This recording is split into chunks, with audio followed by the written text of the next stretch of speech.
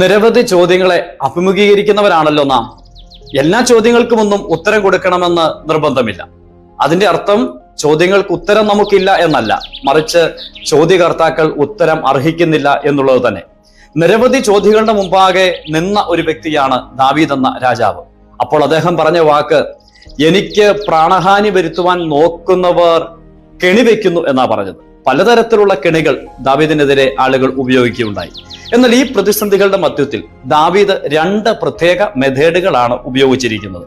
ഞാൻ ഈ പ്രഭാതത്തിൽ അതൊന്ന് പറയുവാൻ ആഗ്രഹിക്കുന്നു. ഒന്ന്, ദാവീദ് പറഞ്ഞത് ചെകിടനെ പോലെ ഞാൻ ഇരുന്നു എന്നാണ്.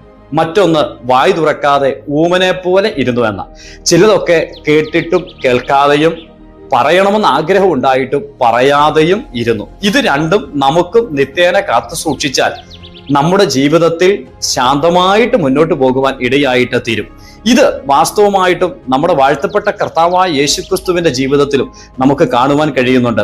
താൻ വിസ്തരിക്കപ്പെടുമ്പോഴും ആളുകൾ തന്റെ നേരെ കള്ളസാക്ഷികളെ കൊണ്ടുവന്ന് പറയുമ്പോഴും വായ് തുറക്കാതെ മൗനമായിട്ട് നിന്ന നമ്മുടെ കർത്താവും നമുക്കൊരു നല്ല മാതൃകയാണ്.